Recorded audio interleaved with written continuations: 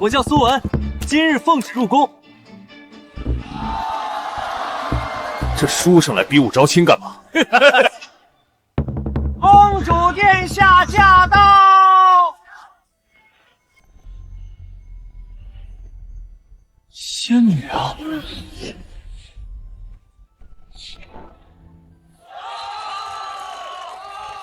新瑶，这些都是来自各省的武状元。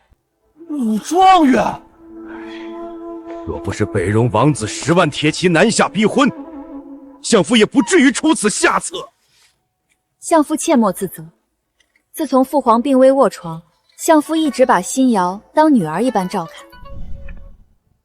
今日招亲规则改了，只有碰到本宫腰间铃铛之人，方可成为父母。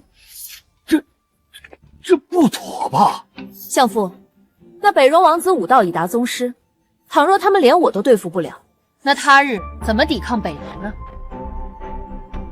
都上来吧。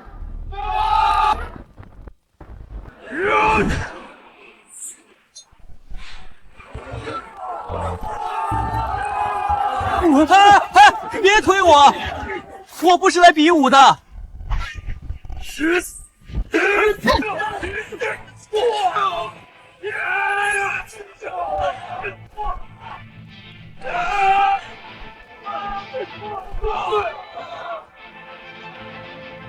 你不要过来啊！我投降！别打我！没想到大前的最强武力竟这般不肯。小心！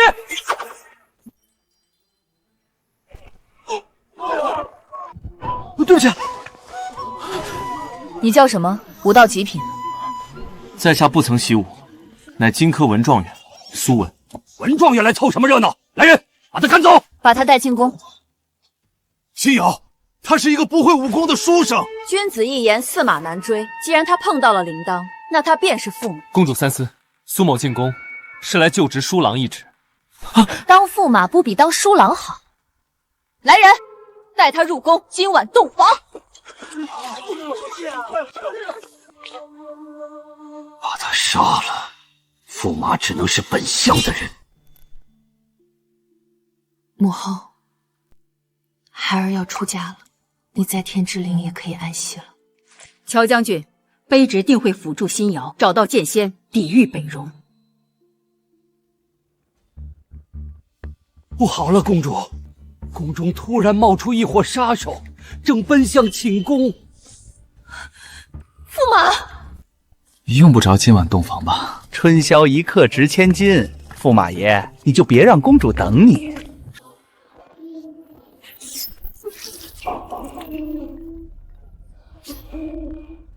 你们别过来，再过来我可还手了。哈哈，这书生居然说还手？怎么还手？难不成你是想用毛笔杀人？谁说毛笔杀不了人？你这书生找死！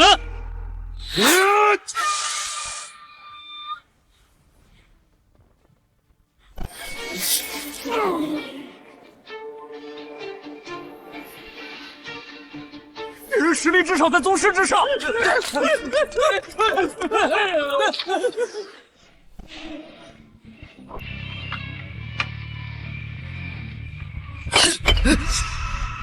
我让你们走了吗？高人，给个机会，有话好好说。机会刚刚给过你们了。哎呦！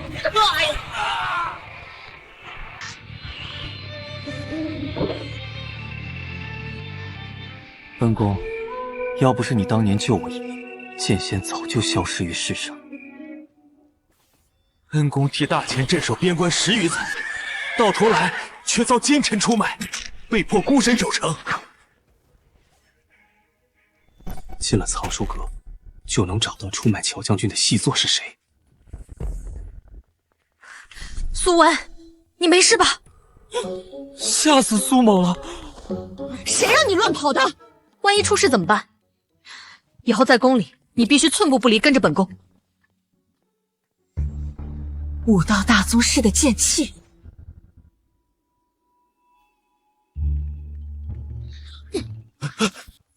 你们都退下吧。公主殿下，你要干嘛？脱衣服吧。公主平日玩的这么花，罢了，员工大仇相比，这点牺牲算不了什么。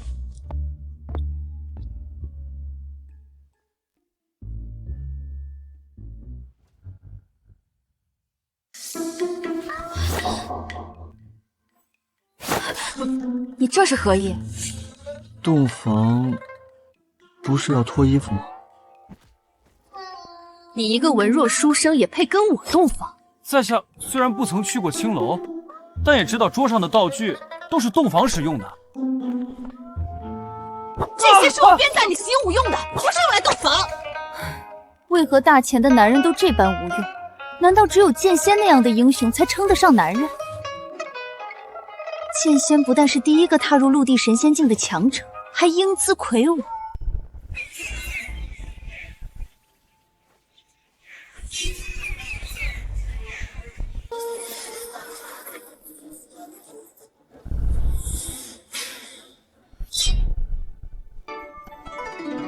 原来公主如此仰慕剑仙，可剑仙并非公主想象这般魁梧。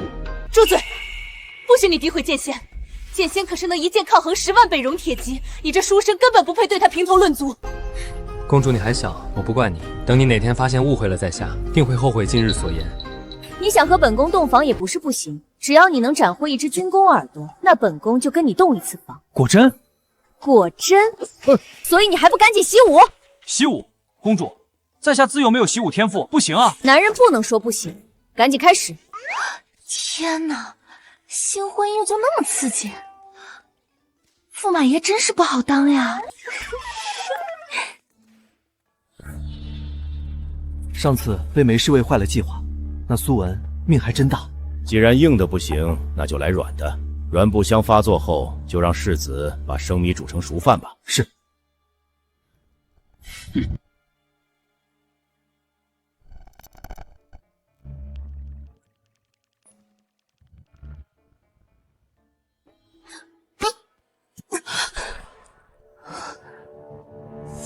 软骨香。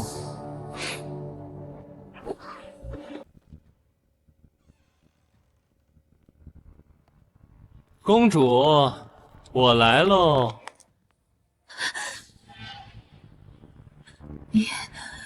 你是谁？我是谁不重要，今晚过后，我就是你的相公了。你不要过来啊！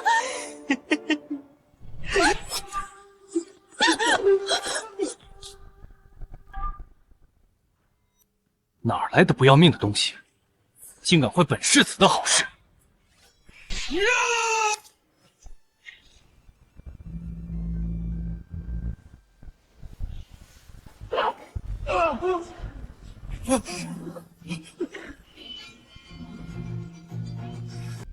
剑气化形，莫非你是？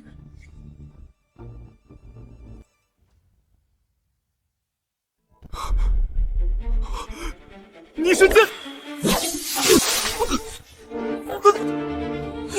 你是何人？我的嘴！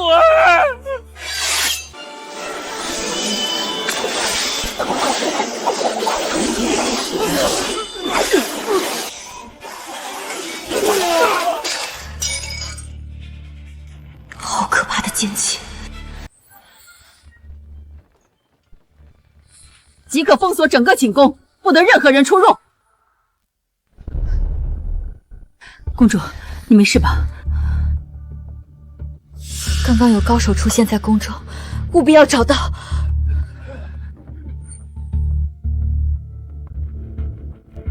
回公主，卑职来时已封锁寝宫，并没有发现其他人。哼，肯定不是他。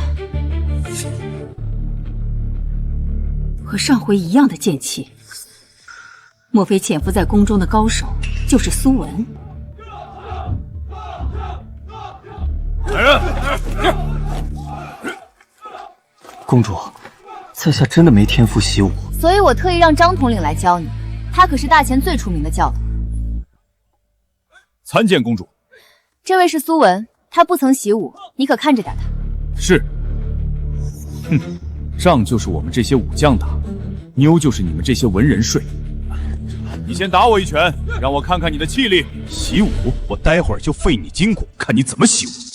原来是金刚技，只要功力在对方之上，就能反弹10倍力量。你这一拳一定要用全力，不然我测不出你的底子。那在下可用力喽。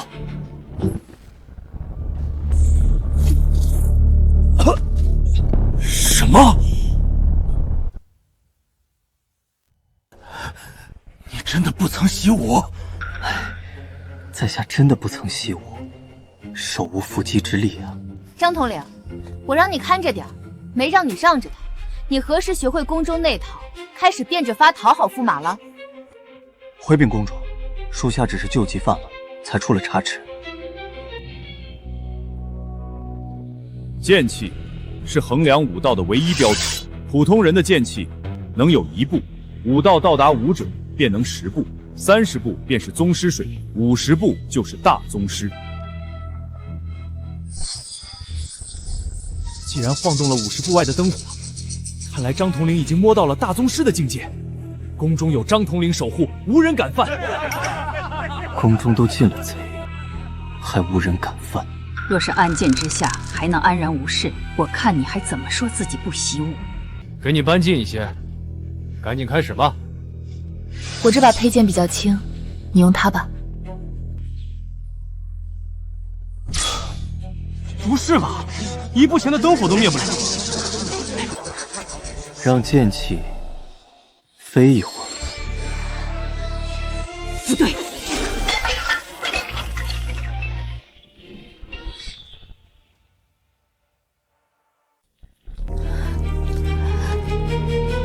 这剑气至少是半步陆地神仙。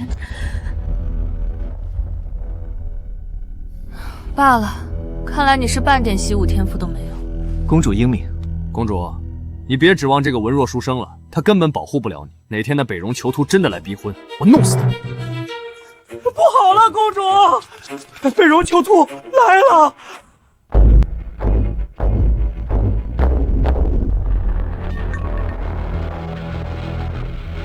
囚徒，你擅闯大前宫，也未免太放肆了。本王要是不来，连老婆被人抢了都不知道。皇榜，未经本宫允许，是何人放的榜？公主选了驸马，理应昭告天下。妈了个巴子，哪个不要命的，竟敢跟本王抢女人？就是这位金科文状元苏文。我没听错吧？选个书生当驸马？公主，你别忘了，等你们的皇帝老儿死后，驸马可是要替你接管大钱的。本王可是有10万铁骑，你的书生更适合娶你。你这是在威胁本宫。为了不伤两国和气，老夫倒是有个提议，不如让驸马和北戎王子比武切磋，谁赢了，谁娶公主。好。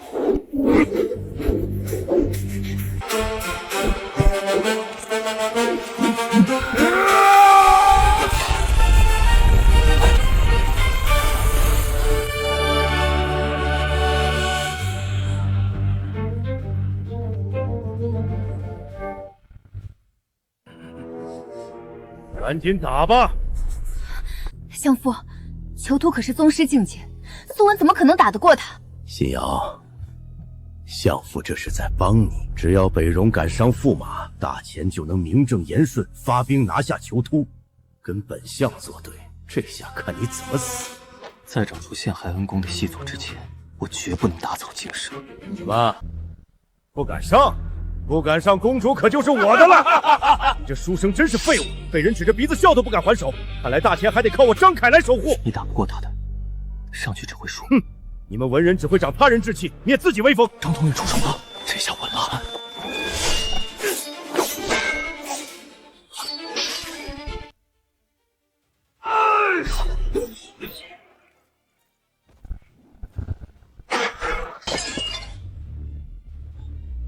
们大前的男人就这么不堪一击吗？看来只有我们北戎汉子才配得上公主。竟敢辱我大前！将士们，跟他拼了！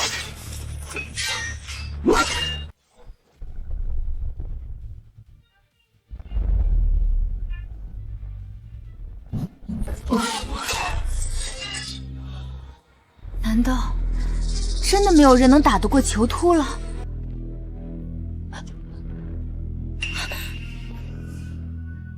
梅姨，你怎么受伤了？公主，卑职找到潜伏在宫中的高手了，就是苏文。苏文？这怎么可能？在下不曾习武，怎么会是武道高手？你们大前真是一个能打的都没有，还有没有要上的？驸马，大前以武将守护公主了，你这都不上吗？驸马，你这都不上吗？既然比武没人上了，那公主就是我的了。来人，上聘礼。耳朵，两国尚未正式开战，你哪来的战士耳朵？谁说这是战士的耳朵？这是大前边关3000户贱民的耳朵！什么？那可是手无寸铁的无辜百姓，你们还有半点良心、半点仁义道德吗？仁义道德？那些都是弱者才遵守的道理。自古以来，胜者为王，败者为寇，强者就是能为所欲为。今天就要杀了你个蛮主，为大清百姓报仇！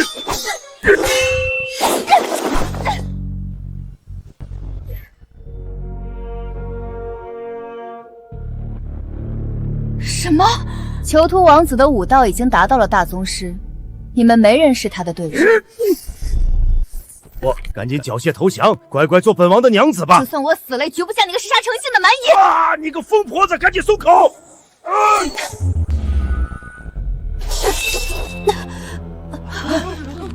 黄西瑶，你要是再不缴械投降，本王可会把你杀了！不香。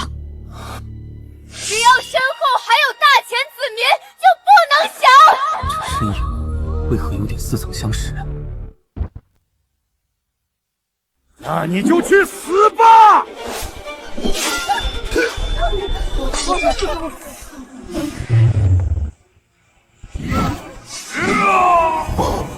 这一起不思要残。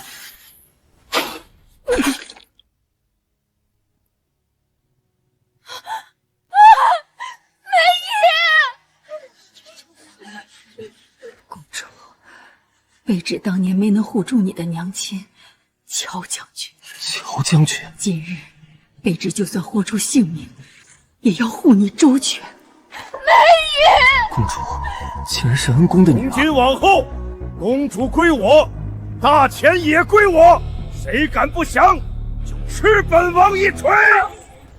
看来天要亡我大钱呐！没想到大钱数百年的基业竟毁于一旦，真是不巧。在下实在没有投降的习惯。不如北戎的铁锤也让在下领教领教。不如北戎的铁锤也让在下领教领教。我没听错吧？你这个书生是要跟本王打？正是。又是一个不知死活的家伙。苏文，你疯了吗？你打不过他的，赶紧下去。有人要抢我的娘子，我怎么不上？你个书生，细胳膊细腿的，拿得住兵器吗？兵器的话，暂借娘子的发簪一用。苏文，你别闹了，铁剑都未能伤他分毫，你居然想用簪子跟他打？娘子在此稍等，我去就回来。哟，还挺会摆架势的。要不要本王先让你3招？对付你，一招足矣。妈了个巴子，给你脸了是吧？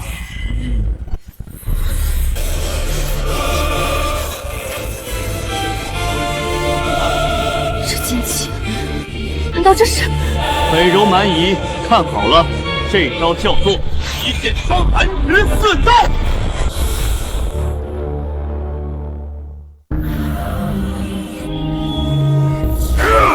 就用北戎百年气运来挡此一剑，看来北戎气数已尽，亡国之日近在眼前。是我看错了吗？刚刚苏文居然用了剑气！可恶！我刚才大意了，没有闪，就被你这花架子钻了空子。哦，既是如此，那我便让你3招如何？所有联手都打不过北戎的囚徒，这苏文竟然主动提出让3招，这也太狂妄了吧！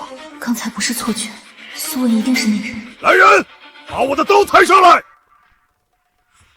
是，传说中饮血无数的狼牙刀。传闻此刀重达100剑，锋利无比，大前数十名猛将都命丧其下。他竟用这等凶器对付苏文，好久没砍杀你们大前的大将了，这把刀早已饥渴难耐。说好的让你3招，不必客气，请吧。你个书生，死到临头还装腔作势，看我一刀斩倒你！我就用金刚镜接你这刀，你力量越大，经脉断得越快。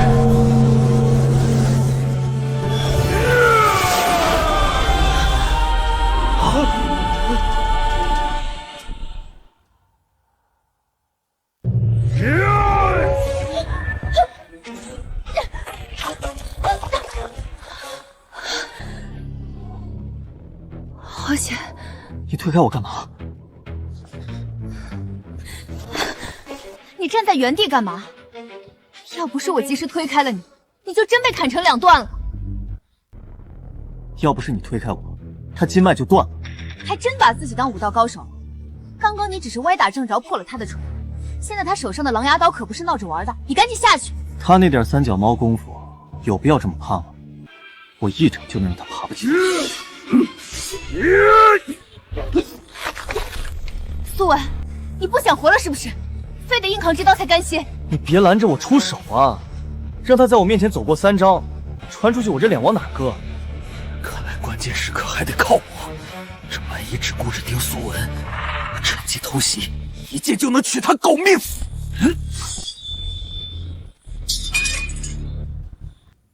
糟了，一旦狼牙刀失血后，就会进入狂暴。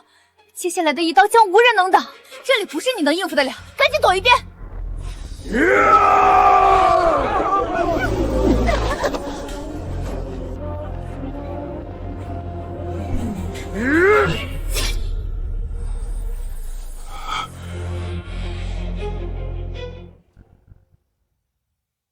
上百斤的狼牙刀，你居然单凭2根手指就接住了，这不可能！真不知道你们在磨叽什么，对付这种货色，居然让他走过3招。怎么会这样？狼牙刀就这么碎了？3招已让，接下来便为大前百姓讨个公道。我的耳朵！本王知道错了，饶本王一命！你不是知错了，而是怕了。没想到你们大前居然还有如此奇人，我们北戎此番真是失礼了。真美啊！看来北戎也不都是坏人。小女乃囚徒的王妃，特意前来替夫君赔礼。你夫君把这弄得乱糟糟的，怎么赔？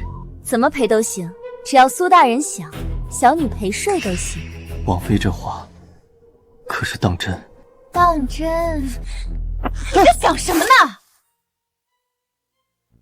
你们北戎休想再耍什么阴谋诡计，赶紧滚出我们大前！一个小小大前公主，竟敢对北戎出言不敬！大前今天有高人在此，需请动北戎第一的黑煞才能应对，暂且撤退吧。没想到借北戎的刀都杀不了这苏文，命真大。一旦囚徒死于大前宫，北戎的10万铁骑必定提前南下。如今大前兵力空虚，根本无力抗衡，除非能有穆王出兵相助。老穆，这有何难？我让他来便是。他居然说让穆王过来，看他斯斯文文的，没想到脸皮这么厚。你个文人就别掺和打仗的事儿了。你知道穆王是谁吗？我当然知道，不就是老穆吗？他最近刚好在京城，我让他来便是。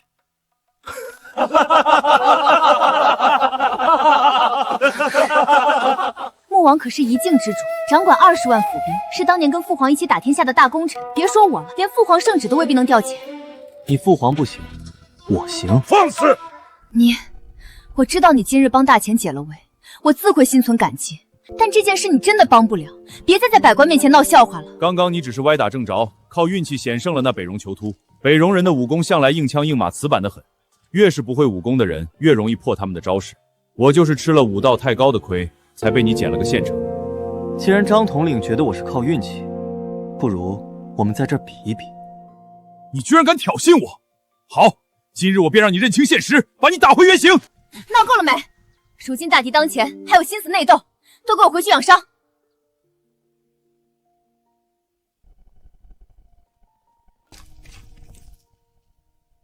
用最好的寓意，一定要把梅姨救醒。苏某记得公主说过，只要苏某拿下一个战功耳朵，就……本宫向来言而有信，之前答应你的洞房之事，自会兑现。洞房，跟我来吧。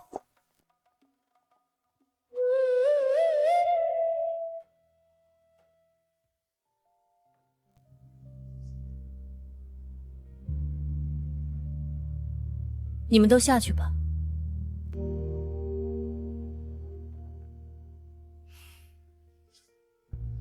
开始吧。在浴缸里吗？这苏某还真没试过。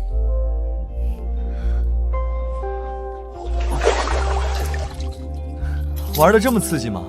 不过我不会鄙视你的爱好。那就好，可能待会儿会有些疼，你得忍着点。那点疼算什么？只要公主开心就好。哎，公主不下来吗？我下来干嘛？这药浴是专门为你准备的。啊，药浴？不是鸳鸯浴吗？说好的洞房呢？你刚刚硬接了囚徒几招，应该受了不少内伤，需要通过药浴补回来，不然会留有后疾。我啥事儿都没有啊，不用整什么药浴，直接洞房就可以了。你只是表面没事，实则五脏六腑出血了，这些只有习武之人才懂，跟你解释不了。我真没事啊，直接洞房吧。放心，我会兑现承诺的，但现在你先好好养伤。刚才那几招怎么伤到我？我可是剑仙，我是不会受伤的。你是什么仙都不好使，乖乖给我泡药浴。你们这些文人真是弱。你倒的是什么呀？你这么弱，我当然用的都是大补之药。大补？不行了，我现在浑身是劲，要是不发泄出来，就要走火入魔了。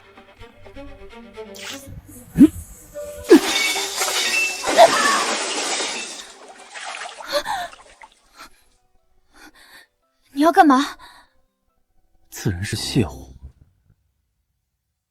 苏文，你冷静淡定点，我没说不跟你洞房。冷静？你到了梁土魔窑，现在让我怎么冷静？我现在火气很大。着火了！曹叔阁，着火了！公主殿下，阁中文档全部烧毁了。什么？是装煤油的坛子。藏书阁素来只用蜡烛照明，严禁带入油灯或煤油，看来是有人蓄意放火。陷害恩公的细作居然开始销毁证据，莫非是我的身份暴露了？不过好在重要的文件已经转移内阁，烧毁的只是些旧书籍。内阁？怎么他们敢去哪儿呢？他们正赶去朝会呢。本宫并未传召，何来朝会？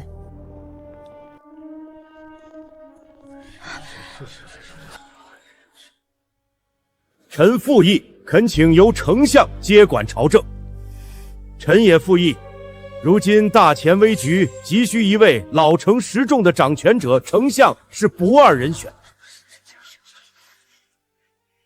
既然众望所归，那老臣就代替公主殿下暂掌大前朝政。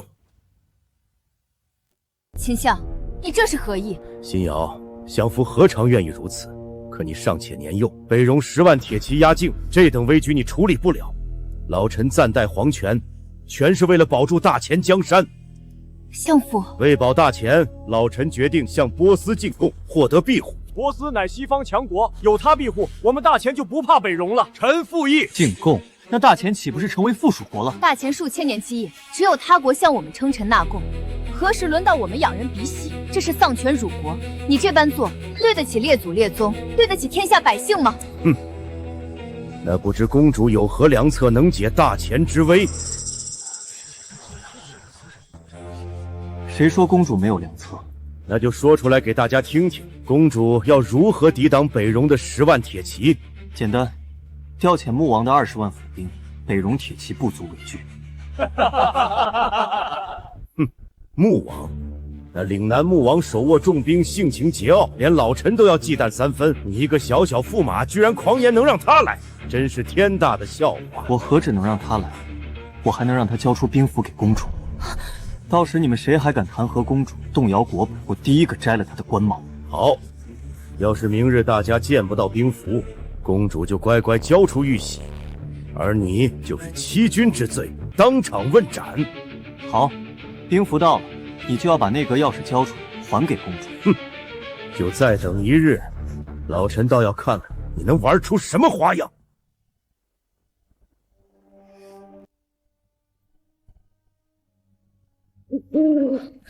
不必等明日，我现在就。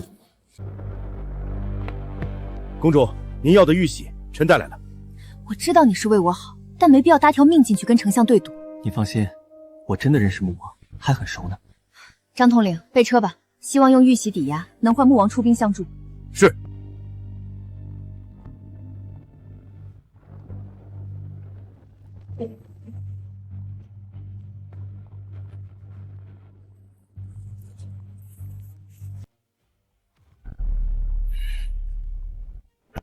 立马掉头进攻！我要找我的好兄弟。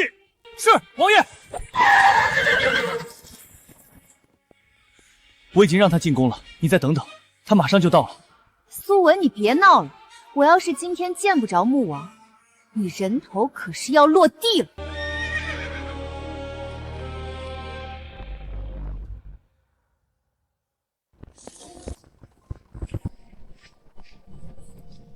张统领，启程吧。哎！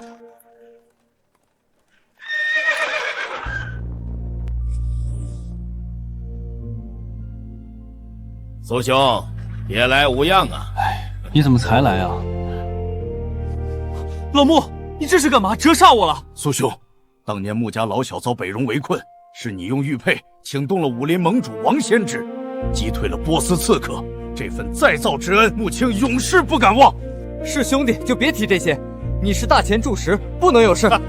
数年未见，今日重逢，怎能不喝酒？喝酒？公主找不到穆王，应该会自己回来吧？行，那就小酌一碗，小酌一碗。大哥今天找我啥事儿？也没什么事，想问你要个兵符。兵符？小事儿，大哥要我就给。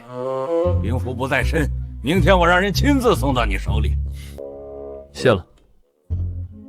我帮了你一个忙，你能不能也帮我一个？说，我那个宝贝女儿说非你不嫁，不如你就娶了吧。我把你当兄弟，你竟然想让我叫你爹？我女儿真的很不错，知书达理，面容清秀，你看看画册吧。好像真的不错嘛。我都想好了，等你们成婚后，咱俩各论各，我管你叫哥，你管我叫爹。这穆王架子可真大呀，让公主等了一个通宵，竟连面都不露。辰时了，得先回宫了。辛苦张统领换到兵符后，立马送来。是。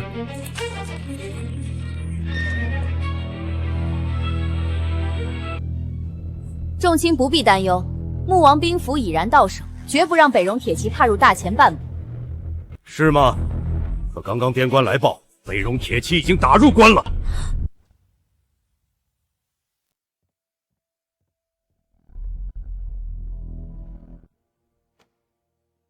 北戎的10万铁骑已经连破大前3座城池，照这势头，不出3日，他们的马蹄就能踏进宫门。1天之内竟丢了3座，北戎铁骑素来凶残，所到之处烧杀抢掠，寸草不生。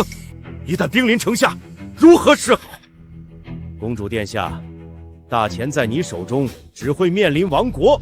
今日你必须以大局为重，即刻让出皇权。由老臣执掌朝政，统筹抗敌。臣附议，请公主即刻禅位，再迟疑，大前就真的亡了。波斯那边，老臣已经谈好了，只要公主退位，波斯将会遣兵入大前，抵御北戎。什么？让波斯兵入驻大前，岂不是丧失主权，彻底沦为附属国？公主殿下，沦为附属国总比亡国好吧？就算公主不为宫里的百官着想，也要为大前的百姓着想。臣附议，大前附属波斯，臣也附议。本宫绝不会同意。只要穆王府兵一到，北戎铁骑不足为惧。那敢问公主，穆王兵符何在？在路上。那就是没有。老臣请公主立刻让出皇位。谁说公主没有兵符的？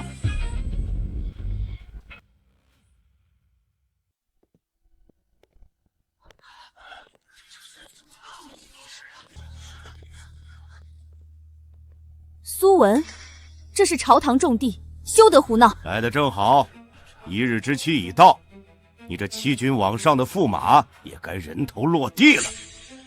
今日谁的人头落地，还未可知。你要的兵符，我已经带来了。苏文，别再开这种玩笑了。我拿不到兵符，最多是失去政权，而你可是要掉脑袋的。赶紧趁机跑吧。用不着跑，穆王已经把兵符给我了。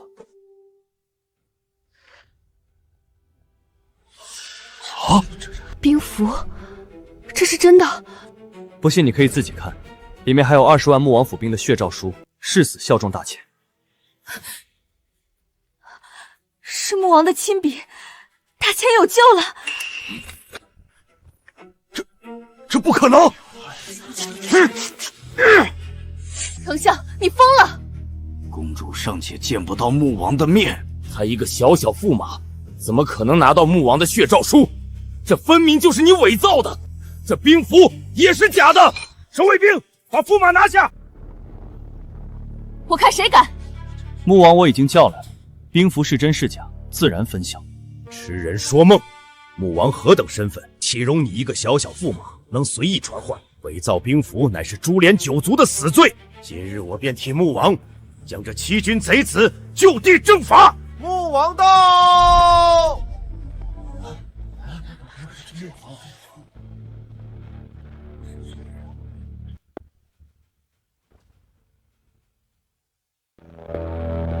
参见穆王。穆王您来得正好，老夫抓拿了一个伪造兵符的贼徒，正准备就地正法。伪造兵符？正是，此人正是当今的驸马苏文。你说他？穆王息怒，老夫这就将此人头颅砍下，送到穆王府上谢罪。请穆王开恩，驸马他也是心急护我大前，并非有意伪造兵符，还请穆王看在先皇与您的交情上，饶他一命。公主殿下，伪造兵符乃是株连九族的死罪，您怎能如此包庇逆贼？这般不分黑白，日后如何让百官、让百姓信服？完了，穆王动怒了。苏文，这下看你怎么死！苏兄，你别听他的，我给你的可是真兵符啊！你看，这可是赤金打造，半点不假。穆王怎么对苏文这么毕恭毕敬？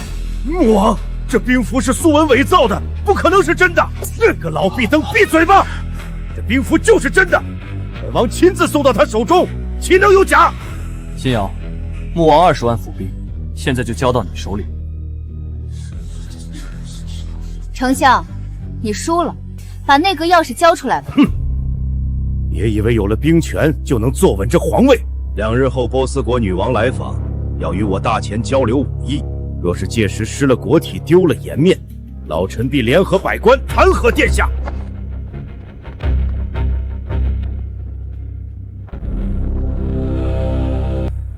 你老贼居然耍赖！怪我太晚看清丞相老贼的狼子野心，如今百官大多倒向丞相，我这执政公主之位已经是有名无实的空架子。若是我帮公主解决波斯比武的事，就能夺回政权，顺理成章拿回内阁，就能找到恩公被害的证据。公主请放心，苏某会帮你拿回政权。苏文应该没这么大本事，兵符也只是穆王看在玉玺的份上才送的。你呀，安安分分当好你的驸马就好。北戎那边有穆王的20万府兵顶着，一时半会儿翻不起风浪。可波斯那边怕是没那么好对付。波斯女王名义上是来交流武艺，实则是来试探我大前的虚实。若是比武输了，他们定会以此为借口，趁机插手北戎与大前的战事，到时候大前腹背受敌。波斯女王前来觐见。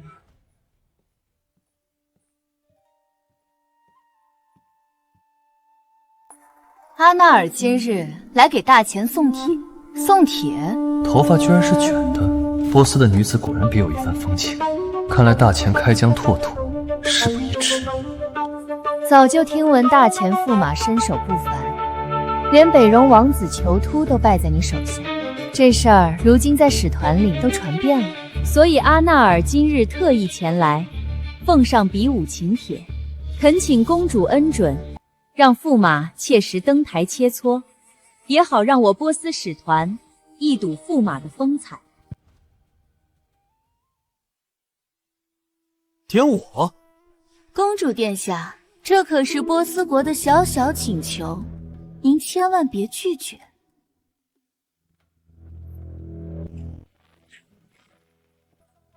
他们波斯是不是点我了？波斯武者多出自西域门派，招式阴狠毒辣，还惯会用些旁门左道的手段。这比武交流稍有不慎，怕是连性命都要搭进去。公主放心，武艺交流之事，本王愿意登台。虽然我不是什么武林高手，但八品实力还是有的，应付几个波斯人绰绰有余。那真是太好了，星瑶代表大钱谢过穆王。公主不必多礼。但这次波斯点名要苏文上，可惜他没有习武天赋，这可怎么办好？实在不行，本王输送2成功力给苏兄。这怎么可以？苏文只是一个小小驸马，怎敢耗费穆王的功力？万万使不得！公主此言差矣，苏兄不只是驸马，还是我穆某的大哥，甚至还是未来的亲家。亲家？没什么，他昨天喝大酒了，说胡话呢。苏兄，比武的事莫慌，等我酒气散了，我再传功给你。快走吧，快走吧。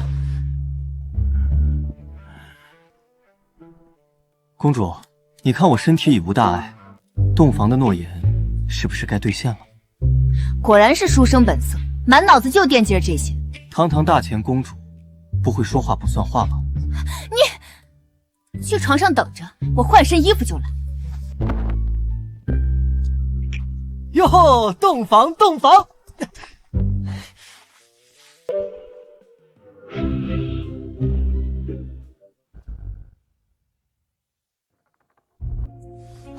来了，怎么还换风格了呢？娘子你真调皮，不过我好喜欢。娘子，赶紧的，先亲一个。那夫君也亲回娘子一个吧。北戎王妃，张凯真是废物！大钱皇宫的守卫如同反射，什么人都能潜入。苏大人不必惊慌，小女不是来刺杀，而是来兑现赔罪之恩的。你别过来，你可是有丈夫，我也是有妻子。你有妻子，我有丈夫，这不是更刺激吗？简直不知廉耻！你们北戎之人，难道就没有半点道德底线吗？苏大人，我都打听过了，你只是个工具驸马，我也是个工具王妃，咱俩都是有名无实的人。就算睡一起了，也不算不道德。我很爱我的娘子，我不会背叛她的。别装了，苏大人，哪有男人不偷吃的？再说了，在你们大钱，男人3妻4妾不很正常吗？大不了他做大，我做小。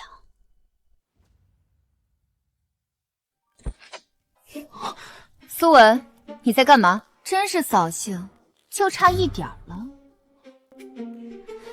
苏大人，今天怕是陪不成了，我们改日再去。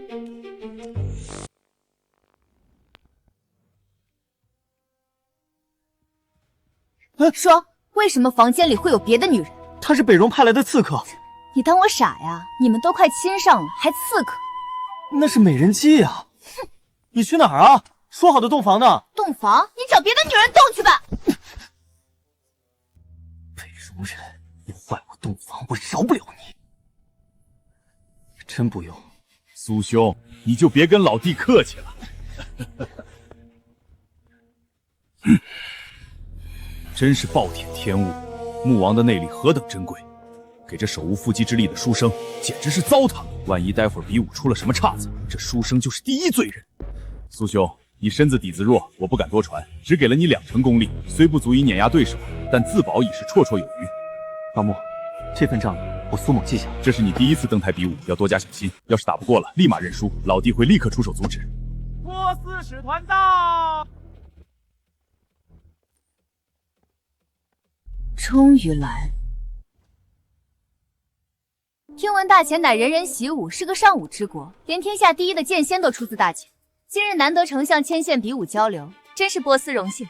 比武会友乃是增进两国情谊的美事，波斯使团远道而来，得让我大前百官瞧瞧西域武学的风采。待会儿比武可要全力以赴啊！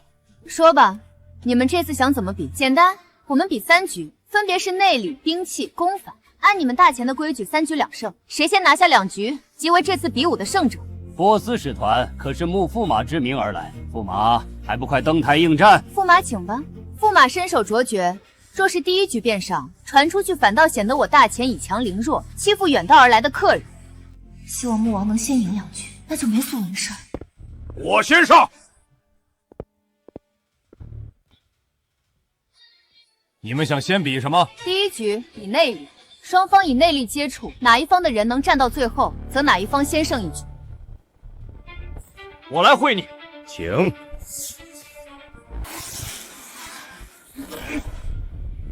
速战速决吧。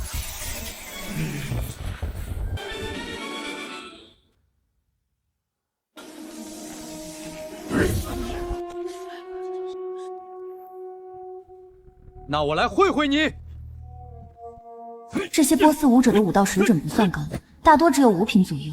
穆王本身有8品实力，就算传了2成功力给苏文，应付他们应该还是没有问题。请吧。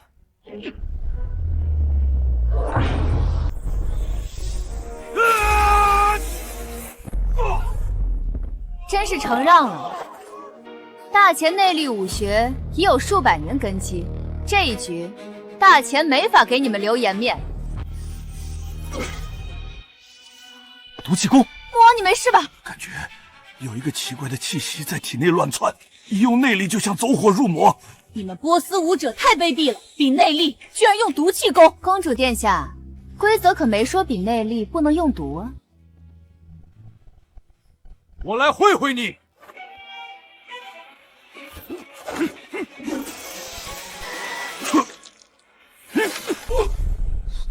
穆王，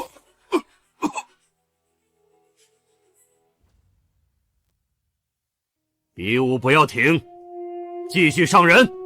公主，若是对面用毒气功，我们这局继续上去只会白送，不如先让一局，到了比兵器，让卑职来扳回一城。果然被我说中了。穆王要是没有给你传了2成功力，他根本就不会输。你这个弱不禁风的驸马就是拖油瓶，只会丢大前脸面。没人上了吗？那这一局则是波斯国胜。好，你们可是大前的臣子，居然为他国鼓掌。公主殿下，比武会友本就是以武论英雄，谁技高一筹，为谁鼓掌，有何不妥？难道非要昧着良心偏袒不成？别废话了，赶紧第2局吧。第2局比兵器。扇子，你们波斯武者就没有正经武器吗？待会儿输的难看，可别怪我不顾及两国情面。放马过来吧。你们大前武者就这点本事？一个区区5品武者也敢小看我？我乃大前守卫军统领，武道早已达7品境界。今日便让你见识见识什么是大前真正的武功。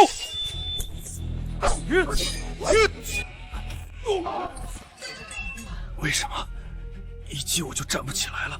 西域兵器形制特殊，招式诡谲，你们从未接触过，自然不知如何招架。这一局若是大前再输，此次比武的胜方便是我波斯了。怎么，驸马大人，你还没打算登台吗？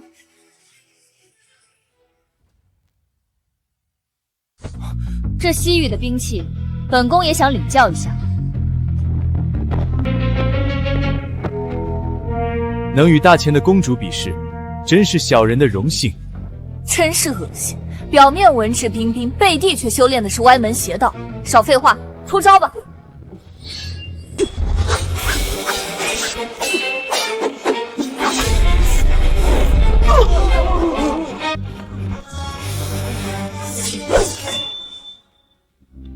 我输了。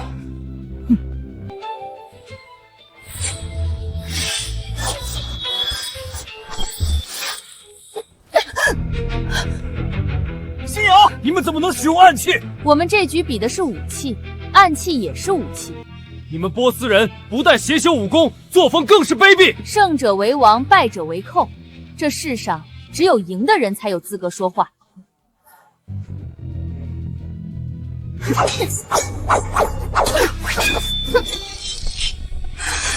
我们认输了，赶紧停手！喂，都说认输了，你们怎么不停下来？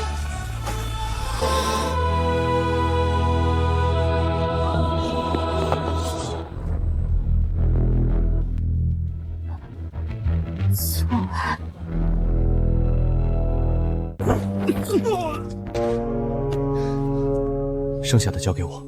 苏兄，你怎么上了？得了你的2成功力，要是不试试也太可惜。哎呀，苏兄，我给你的那点功力只够保命防身，哪够用来比武啊？那波斯武者阴险狡诈，你赶紧下来。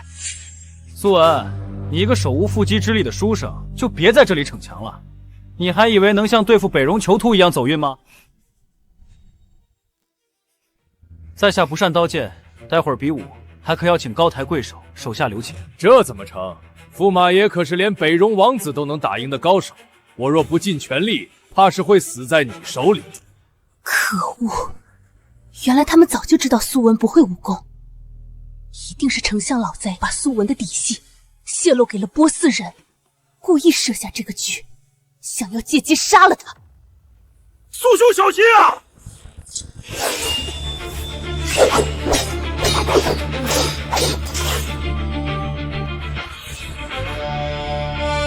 什么？苏兄，你的剑法竟如此了得！苏兄，你居然还会功法！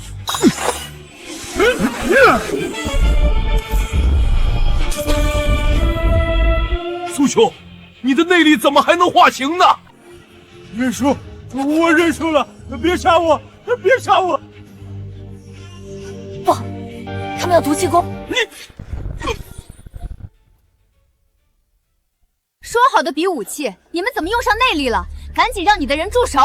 哼哼，苏文吸收了西域的毒气功，这次谁也救不了你。完了，必须马上阻止他输送毒内力。苏兄一旦吸纳过多，不仅会走火入魔，很可能当场暴毙。给我把手拿开！不是我不想把手拿开，而是我的手被吸住了，根本抽不回来。什么？这苏文竟然把毒气功转化成自己的功力！多谢大前公主出手相助，不然我这20年的功力都要被吸干了。吸干？感谢波斯武者手下留情，让苏某险胜。波斯使团这第2局比试还有人上吗？若是无人，那这一局便是我大前胜。丞相老儿，鼓掌呀！刚刚你们不是说比武会友，哪边赢了就为哪边鼓掌吗？怎么，大前赢了，您不鼓掌？闹剧该结束了。蛤蟆功，莫非是西域第一欧丽豪？第3局比功法，我们波斯派出的是西域第1人西毒欧丽豪。什么？居然是4大绝世高手之一的欧丽豪！他的绝世神功蛤蟆功可是在西域打遍无敌手。这是大前与波斯的比武交流，你们竟然请外援参战，吃相也太难看了。你们大前不是有剑仙吗？你可以请他过来，我们波斯使团不介意。你要是这么说，我可就真来了。一般人见到我，要么直接投降，要么吓得屁滚尿流。你一个手无缚鸡之力的书生，居然还敢应战，不怕死吗？在下自然怕死，但这只是比武会友。苏某建议点到为止，这样对大家都好。第3局我们不比了，我们认输。你干嘛？这局不比我们就输了？输了也比送命强。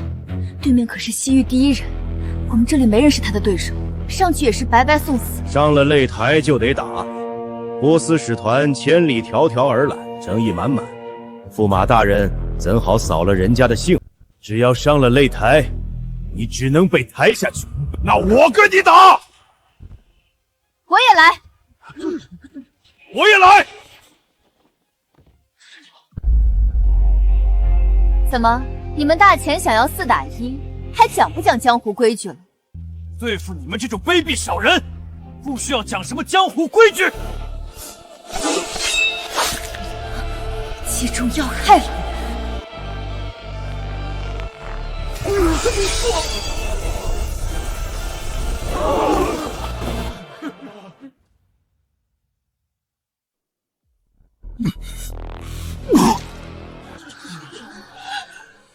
好可怕的功法，只是碰到都中毒。既然都上台了，就把你们的命留下吧。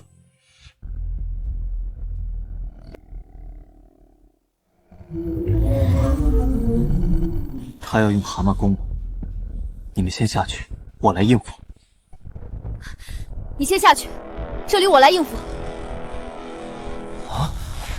什么啊！赶紧下去！这蛤蟆功我们有5道功底，勉强能挡，你碰一下就会死。你们都死吧！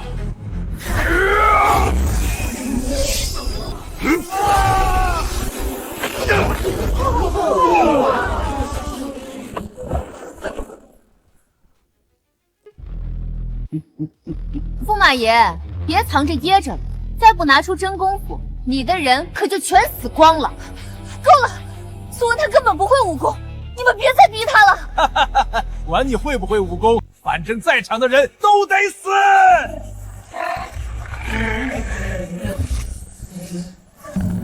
既然你们这么想死，那我就成全你们。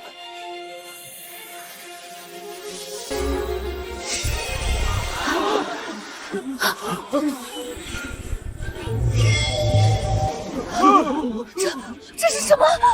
也让你们波斯看看大钱的绝世功法。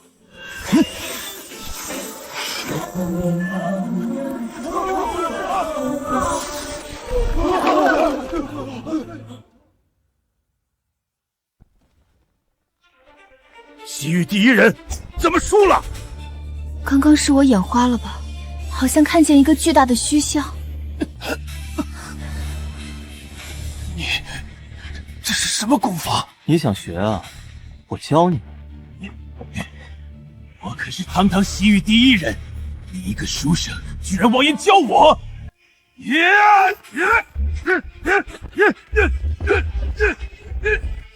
想学大钱功法，那你之前的歪门邪道就别练了，毕竟对身体也不好。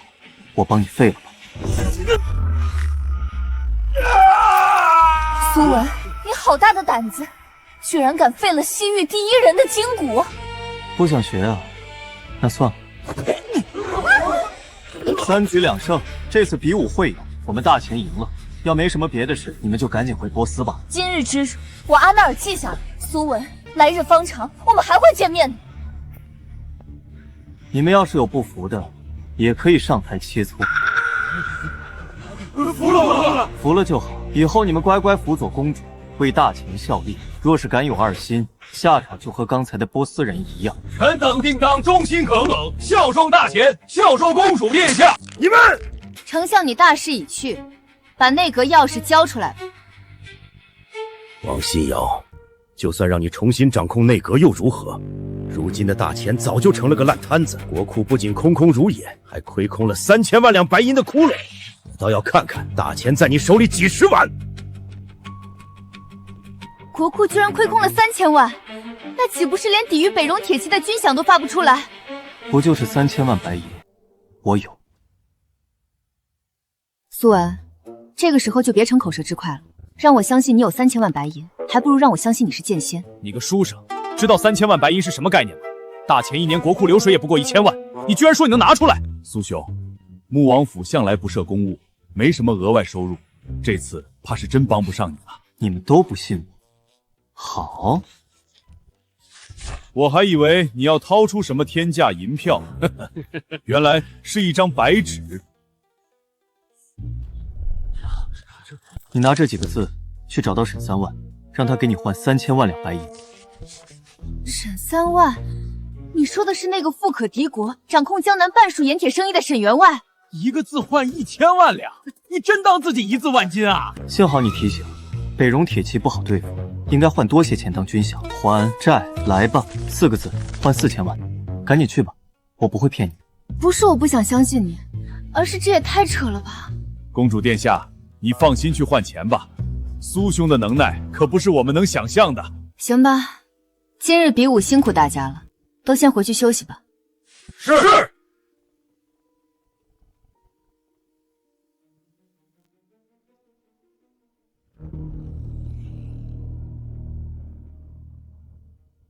终于拿到了出卖恩公的那个细作，马上就能揪出来了。公主，您不会真信了驸马爷的话吧？就凭那几个字，真能换得几千万两白银？如今军饷告急，只能死马当活马医。此次微服出巡，就是不想让外人知道皇家沦落到要向商户讨钱的地步。待会儿见到沈员外，你切记改口。是，小姐。站住！你们是什么人？来沈府作甚？我们有事要见一下你家老爷，麻烦带路。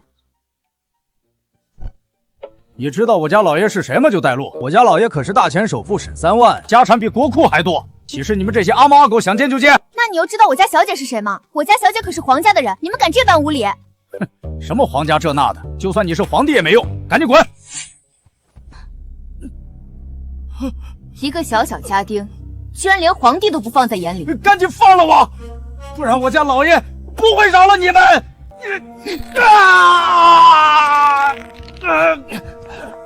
何人在沈府闹事？我们是来找沈员外的，有要事商榷。我家老爷日理万机，可没空见闲杂人等，你们请回吧。我这里有一张字条，你只需交给沈老爷过目，他自然会出来见我们。字条，落款人是苏文。没想到字条真的有用，这苏文也不是一无是处。这字条正是苏文写下的，他说沈老爷看到这几个字就会换出银两。就凭这几个破字想换钱，我看你们是想钱想疯了。你这是做什么？我家老爷可是大前首富，怎么可能会欠别人的债？你真当我是傻子？来人！你们不仅敢来沈府骗钱，还打伤我家下人。今日若是不替老爷教训你们一顿，我沈府的颜面何在？给我上，把他们打趴在地！早就说了，驸马随手写的几个字怎么可能管用？还不如公主你直接亮身份好使。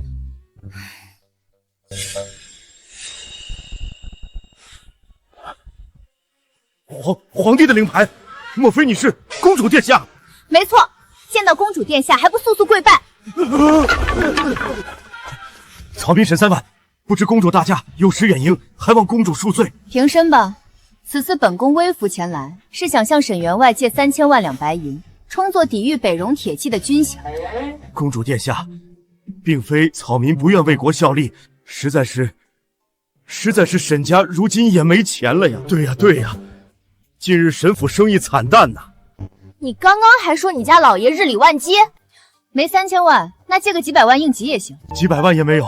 如今大环境不好，草民实在是囊中羞涩，只能将这贴身佩戴的金链子奉上，尽些绵薄之力，还望公主不要嫌弃。罢了，就算沈员外真的欠了苏文的债，估计也还不上了，我们再想想别的办法吧。苏文，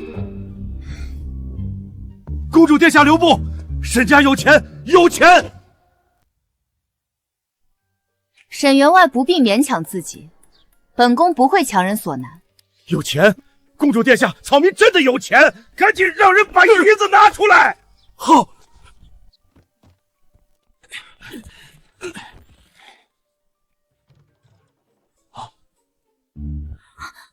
刚刚本宫问你的时候，你不是说没钱吗？怎么？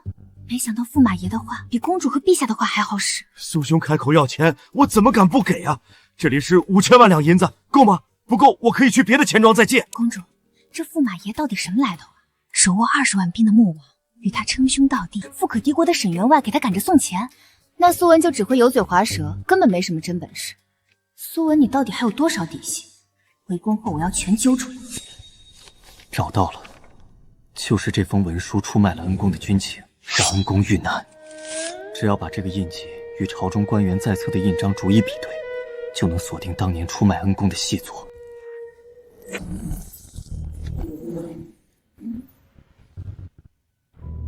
又是你，北荣王妃。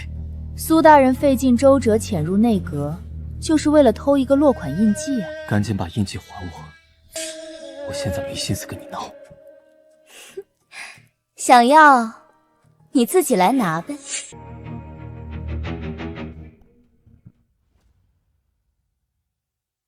把落款印记还我，不然我可杀了你。你要是杀了我，就一辈子都不知道大钱的细作是谁。你怎么知道我在找他？赶紧告诉我细作是谁！想要我说也不是不可以，只要你愿意跟我归顺北荣，作为交换，我就告诉你大钱的细作身份。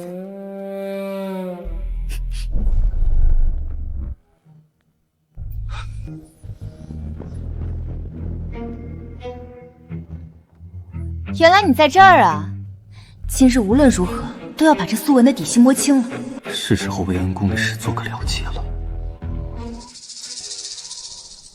公主殿下，苏某有一事相求，请允我辞去驸马一职，归乡隐居。什么？驸马当得好好的，怎么就要辞了呢？苏某本来就是替公主挡婚的，如今北荣危机已不足为患，苏某也该辞去驸马之位，去办一件很重要的事。是对待遇不满吗？我可以赏赐你金银珠宝，保你此生衣食无忧。不是钱的事，苏某乃读书人，视钱财如粪土。那我封你个高官，你能留下来吗？也不是权的事，苏某读书是为了明事理，不是为了做高官。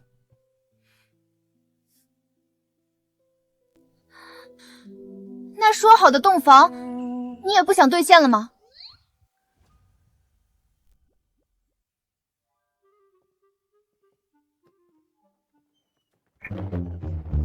本宫向来言而有信，答应过的事就一定办到，不知你还想不想？既然公主盛情相邀，那苏某也不好推脱公主的好意。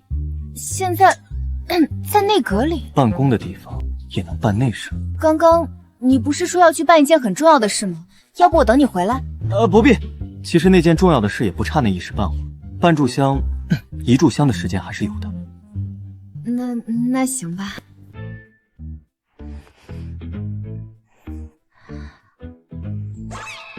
公主，你这是在干嘛？我听宫女说，那个之前这样有助加快节奏。不用了，我的节奏到了。等会儿，要不我们先喝杯酒？好啊。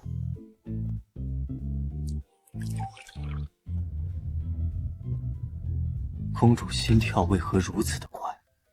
莫非公主还是黄花大闺女？才不是！本宫缺养的男宠都好几个，怎么可能是？公主，要不还是我来吧。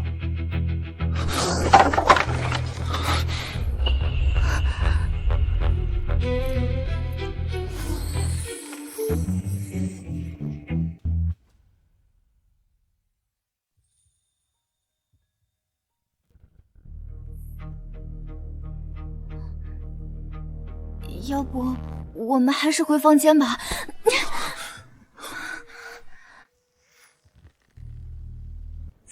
等等，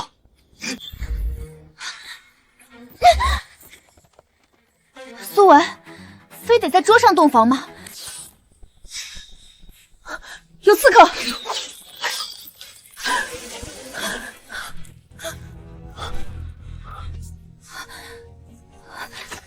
外面全是射手，我们出不去了。不出去，我们就要被火烧死。把衣服脱了。都什么时候了，你还想着洞房？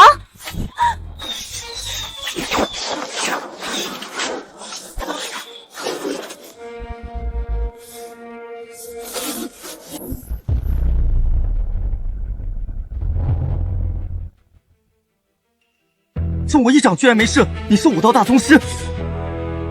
撤！别让他们跑了，把大乾宫都封锁了！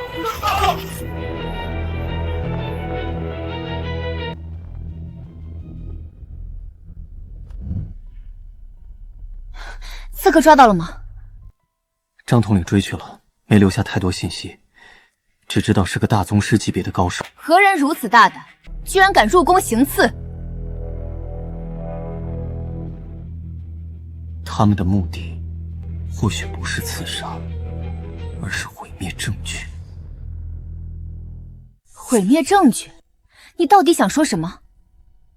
这剑上的煤油味和之前藏书阁火灾现场留下的一模一样，我敢断定，这2次放火是同一伙人所为。可他为什么非要放火，还接连2次？凶手应该是想销毁某些证据，而这些证据一旦被人发现，就能证明他就是害死乔将军的细作。母后，你到底是谁？怎么会知道母后是被细作害死的？之前没跟你表明身份，是怕打草惊蛇。一旦让细作察觉我在追查当年的旧文档，必然会提前防备。我本想借着文状元的身份潜入藏书阁，不动声色地揪出细作，为乔将军报仇。可惜功亏一篑，还是被他发现了。你要为母后复仇？你究竟是什么人？当年乔将军曾有恩于剑仙，而我就是当年的。不好了，公主殿下，密探来报，丞相他叛变了。什么？你慢点说！丞相把大前祖传的人皇剑偷走，连夜叛逃出宫了。可恶！早知就在比武那会儿就该下手除了他。这个节骨眼上出头，会是做贼心虚。你是说放火之人就是这丞相老贼？我早对他有所怀疑，但北荣怎会与大前的丞相合作？因为丞相一直以来都是求和派。梅姨，你身子还没恢复，需卧床休息。这10几年来，丞相与乔将军在朝堂上明争暗斗了无数次，丞相始终主张对北荣求和，哪怕割地赔款也在所不惜。可乔将军性子刚烈，坚决不愿退让，执意挂帅出征守土，两人的积怨早已深重。这么一来，丞相老贼放火的动机就完全说得通了，因为他知道，一旦当年通敌的文档被查出，他的细作身份就瞒不住了。如今放火败露，更是连夜出逃。可恶的老贼！我母后在前线抗敌，他竟然在背地放暗箭。华春，密探查到老贼逃去哪儿了吗？回公主殿下，尚未确定，绝不能让这老贼逃出京城，否则再想抓回来就难如登天了。不急，等张统领把刺客带回，稍加逼问便知老贼下落。如今各处宫门已经封锁，刺客逃不掉的，应该很快就能抓到。张统领，刺客在哪儿？刺客消失了。什么？我们封锁了所有出口，除了陛下寝宫没去之外，我们把宫里每个房间都翻了个遍，一点线索都没有。这几个刺客就像凭空消失了一样。凭空消失？这怎么可能？我可能知道那老贼去哪儿了。方才北荣王妃要用细作的信息与我交换，并约我再次见面。那还等什么？带我去！不行，那可是北荣在京城的一个窝点，里面有多少人根本不清楚，太危险了。那就更应该带我去啊！如果我不去，谁保护你？既然细作身份已经锁定，那我不装了。我并非什么文状元，而是天下第一的剑仙。我摊牌了。你是剑仙？公主殿下，苏文功力高深莫测，远在卑职之上。他说的或许是真的。就你这身板也敢说自己是剑仙？真当本宫这么好骗？信瑶，苏文，我知道穆王传了几成你功力，让你在波斯使团面前显摆了几招。可这功力毕竟不是你的，未必每次都能稳定发挥。公主殿下，卑职请命一同前去捉拿老贼。梅姨，我知道你想替母后报仇，但你现在最重要的是把身子养好。殿下，这是命令。梅姨，你这是……如此关键时刻，卑职不能守护殿下，只好把功力全部传给殿下，祝殿下能突破武道大宗师。梅姨，张统领在。你率人严守大前宫，尤其是父皇的寝宫。父皇瘫痪在床，务必加倍警惕，防止刺客折返偷袭。华春，你安排一行侍卫暗中跟随接应。奴婢明白。走，苏文，我跟你一起去捉拿老贼。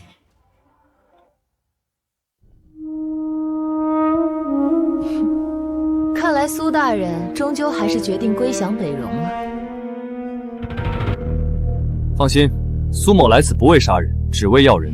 只要你们把害死乔将军的老贼交出来，苏某不会滥杀无辜。害死乔将军的老贼？苏大人，我实在听不懂你在说什么。你还在装？那老贼已经叛变出逃，还带走了上古神剑。你们大前丢了东西，就来赖到我北荣头上，这话听着倒真让人分不清，究竟谁才是蛮不讲理的一方。苏文，北荣1万铁骑已前至城门外，今夜3更，大前皇宫便会被踏平。与其做个亡国驸马，不如归顺北戎，当个建功之臣。这老贼竟然如此歹毒，与北戎里应外合，想置大前于死地。就1万铁骑，还不至于生死存亡。跟那书生废什么话？他要是不愿归降，他就杀了。北戎第一黑煞，怕了吧？黑煞可是能在剑仙手中走过3招的存在，武道更是大宗师里的巅峰。不会吧？能挨多少招也能拿来吓唬人吗？你懂什么？剑仙可是大宗师之外的存在，武道已经达到了最顶峰的陆地神仙，那是能单手屠城的存在。哦，在江湖上我都被吹成这般了吗？苏文虽然武道比不上4大绝世高手，但也绝不可轻敌小视。若让他先出手，胜算便只剩5成。5成？你们在想什么呢？我若先手，你们那1万铁骑还得倒欠我5000金。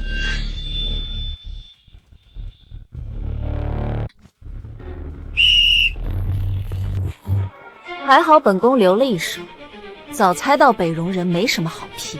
你这书生真是狡猾！本王好意劝降，你居然带兵设伏！这兵不是我带的。来人，带驸马离开。你确定？这屋里武道最高的可是我！赶紧走！对面可是北戎第一的黑煞，我现在半步大宗师，应该能拖延一些时间。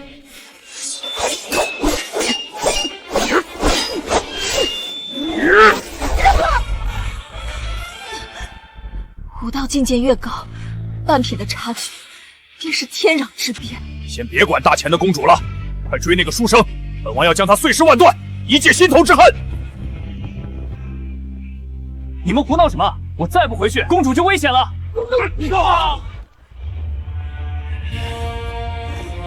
臭书生，你跑不掉了！我有北戎第一的黑煞坐镇，城外还有1万铁骑待命。你今天只有一个下场，那就是死。既然你们这么上赶着死，那在下就成全你们吧。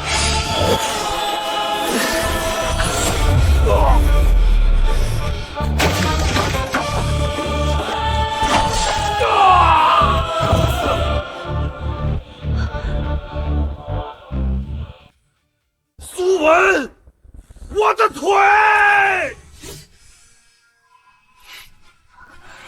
一招杀2个9大宗师，这苏文难不成已是半步神仙？苏文，原来你一直装作文弱书生，实则武道早已半步神仙，真是卑鄙无耻！半步神仙，看来我刚才下手还是轻了，那这招我可用全力了。你别过来！大王，我用遁术带你走，你得抓紧我，2个人可能会慢些。2个人会慢些，那你就留下来断后，我先回铁骑营。大王，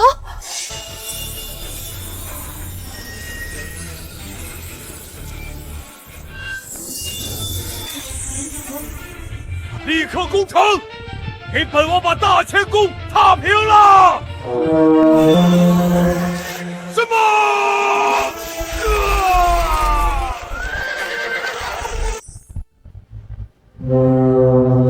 搞定。发生什么了？进攻号角怎么突然中断？我只问一次，丞相老贼在哪？我只知道他是细作，但不知他的下落。今日是我们北戎输了，要杀要剐，悉听尊便。看来是真不知。莫非老贼投靠的不是北戎？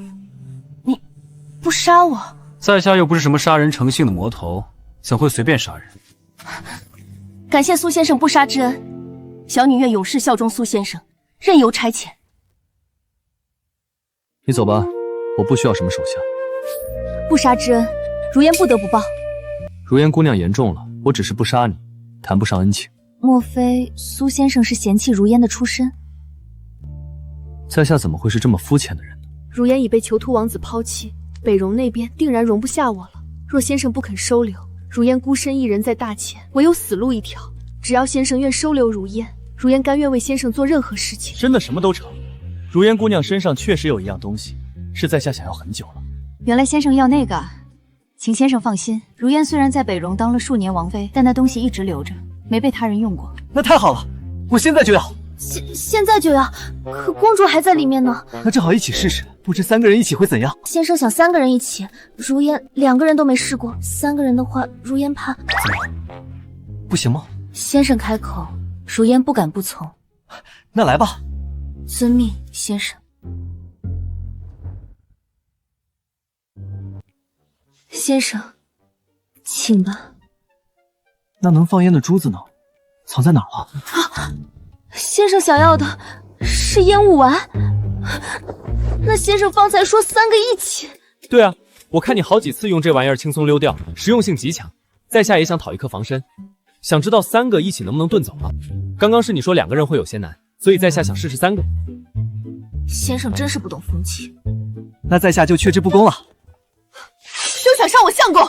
公主戒下留人，如烟已经是苏某的手下，日后会为大钱办事。日后，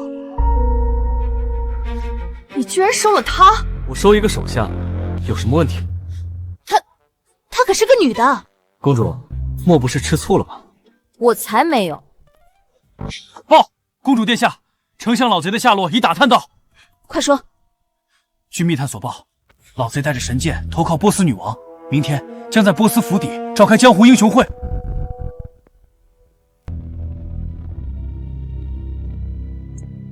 阿纳尔女王，这便是大钱的上古神剑人皇剑。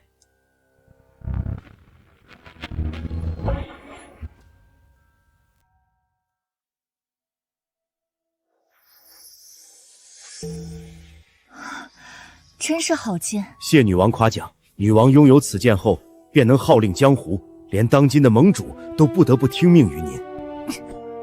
怎么拔不开？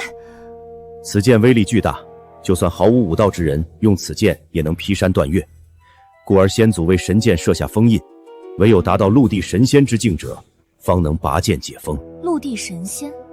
那岂不是只有剑仙才有这等本事？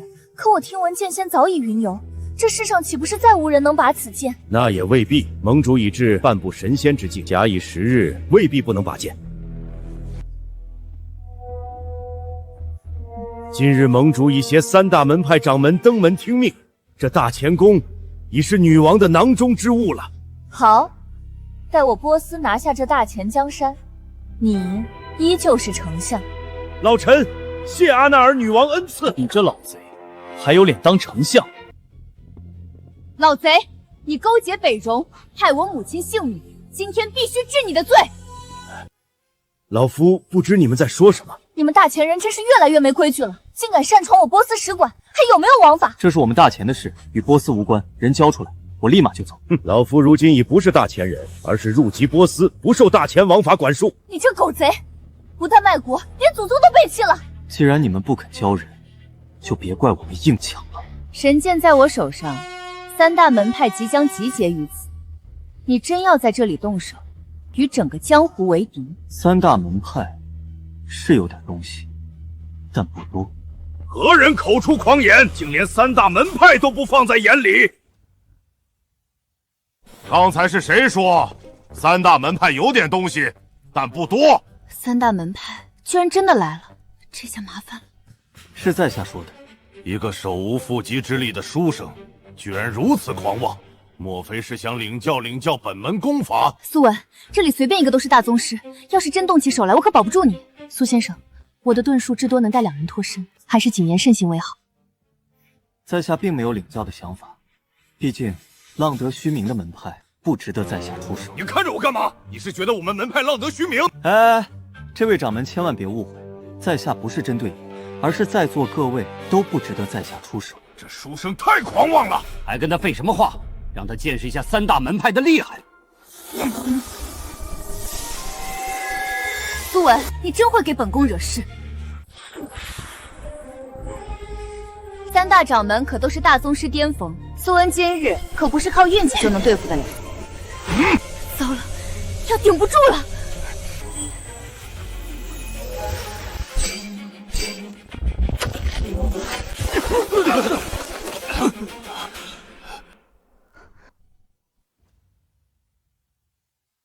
我居然能与3大掌门抗衡了，看来我也踏入大宗师之列了。3大掌门也不过如此，看来所谓大门派多半是浪得虚名。怎么会这样？三大掌门居然败下阵来！我们只是看你们是晚辈，所以留了力，才被你们险胜一招。既如此，那就再比一次。这次你们可别留力了。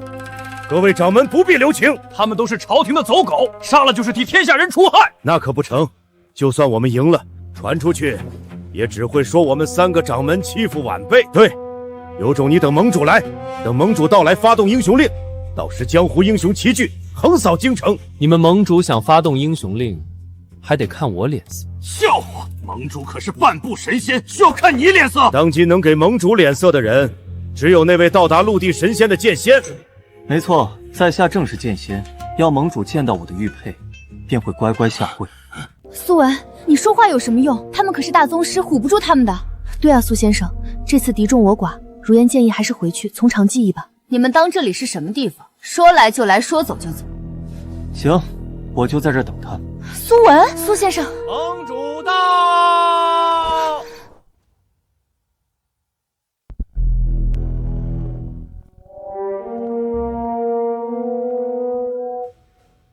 拜见盟主。这就是半步神仙吗？隔着数米也能感受到恐怖如斯的气息。此次盟主愿意出山讨伐朝廷，真是大前子民的福气。如今朝廷腐败不堪，贪功北伐，全然不顾百姓死活。老夫恳请盟主发动英雄令，请盟主发动英雄令，推翻朝廷。叛国老贼，你休在这里恶人先告状。这些年是你在舞弊朝廷，腐败皆是因你而起。若真要讨伐，第一个就该讨伐你这个狗贼！盟主明鉴，老夫就是看不惯朝廷的所作所为，隐忍负重将神剑带出宫。老夫所做的一切，都是为了天下的百姓。你分明是在颠倒黑白。请盟主替天行道，处决这帮乱臣贼子，尤其是那个书生油嘴滑舌，祸乱人间。请诸位放心，本座会给天下人一个交代。本座处事向来讲究公道，给你们3人先出招机会，本座再还一招。你们若是还能活着，本座便饶你们。半步神仙一招，怎么可能还活着？看来盟主是一丝生机都不给。你确定要我先出招吗？玉佩，晚辈王先知见过剑仙大人。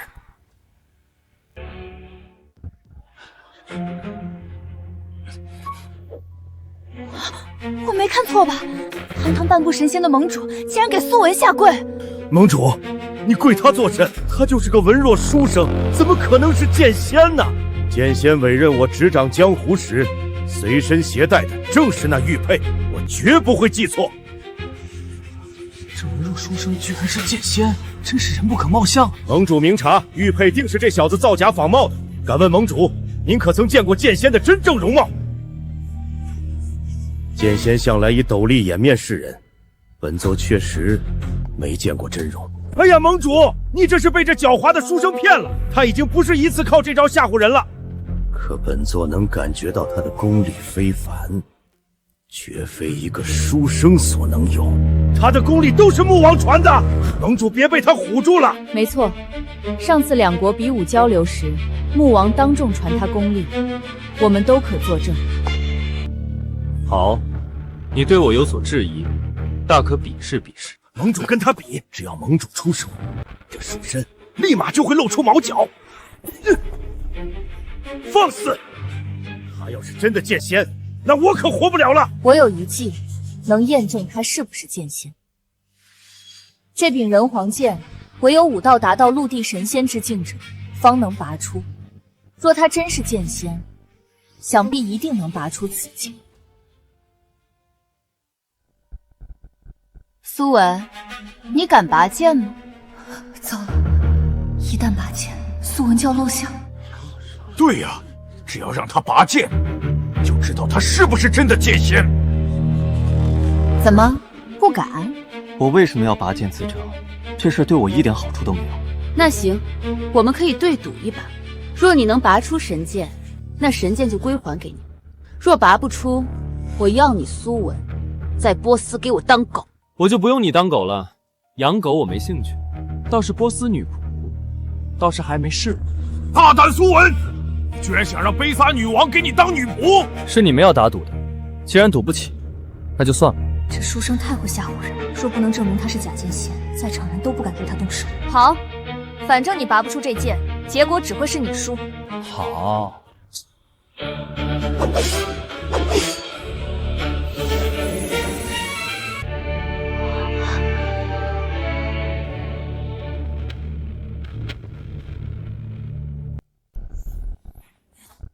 完了，要露馅了。哈哈哈哈哈！他拔不出剑，老夫就说这书生在吓唬大家吧。苏文，你输了。大胆书生，居然敢冒充剑仙戏耍本座！今日，本座便先斩了你书生！苏文，小心！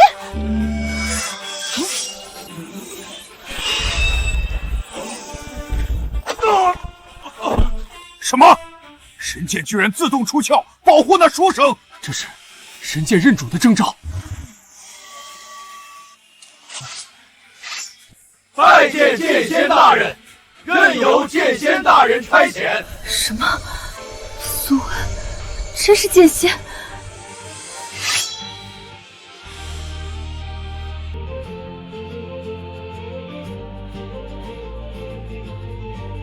如今大敌当前，武林跟朝廷更应团结一致，只有诸位同心协力，天下才能太平。谨遵剑仙大人教诲，各司其职去吧。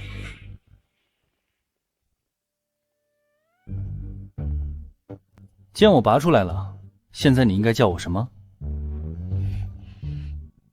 主人。哎，乖。剑仙大人饶命！是小人有眼无珠，求大人饶小人一条狗命啊！你这卖国细作，不但通敌北戎，还害死乔将军，还想活命？细作我承认，但乔将军真不是我害死的。你这老贼死到临头还不承认？我真没有啊！设局害死乔将军的人其实是……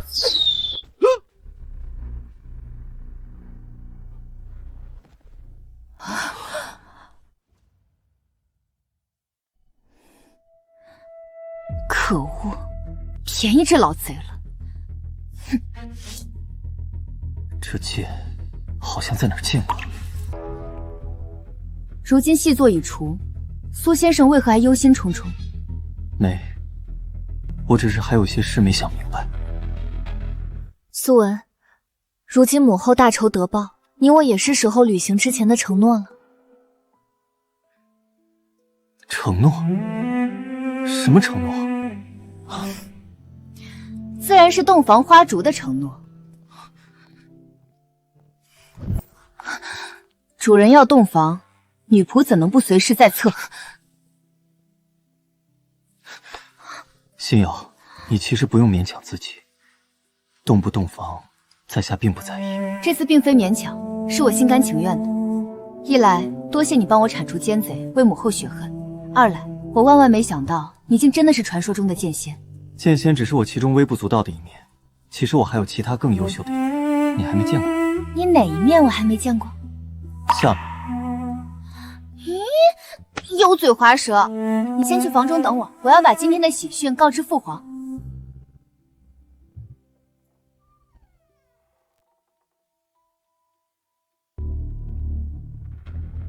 苏先生，这两支剑有什么好看的呢？这杀死老贼的暗箭和内阁那晚放火的箭是出自同一人之手。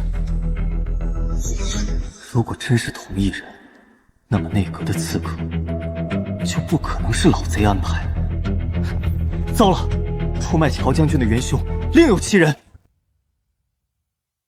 父皇，女儿今日来是要跟您说个天大的喜讯，母后的仇终于报了。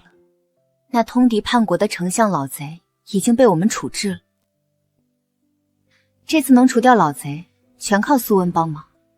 他不仅智谋过人，还能号令群雄，是个值得托付的人。女儿打算将来把皇位传给他，让他来打理大前的江山。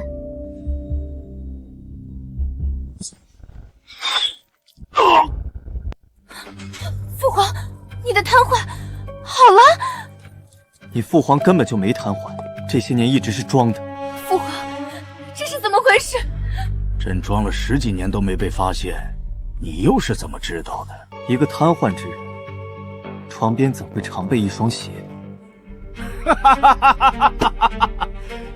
朕布下这么完美的一盘棋，竟栽在了一双鞋子。好，朕不装了。星耀小心！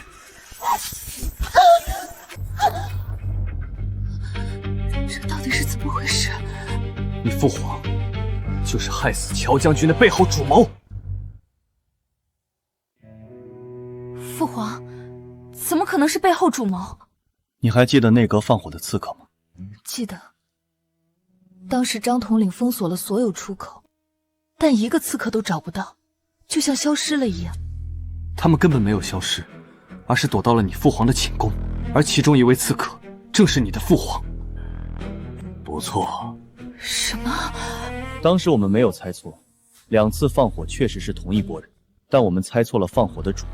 想要销毁文档的不是丞相老贼，而是他。而射死丞相的暗箭也是你父皇所射，为的就是杀人灭口。父皇，这到底是为什么？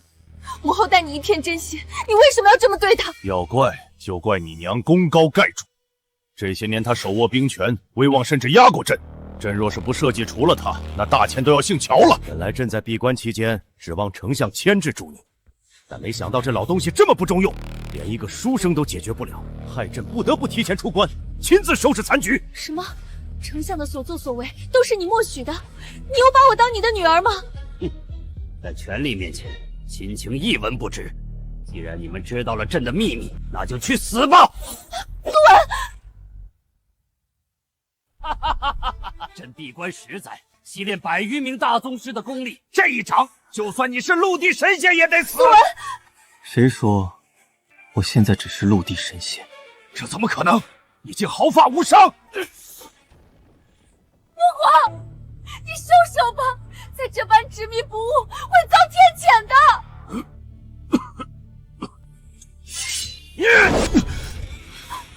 苏文，你没事吧？天谴！神剑在朕手中，朕就是天！去死吧！真有天谴啊！看来老天从不放过任何一个作恶多端的人。乔将军的在天之灵也终于可以安息了。你没事吧？还好我平时习惯放右边，应该还能动法。都这时候了还没个正形，你还行吗？应该还行。要是你不放心的话，我可以让如烟和阿纳尔来帮忙。主人，你要是敢让他们一起，你就完蛋了。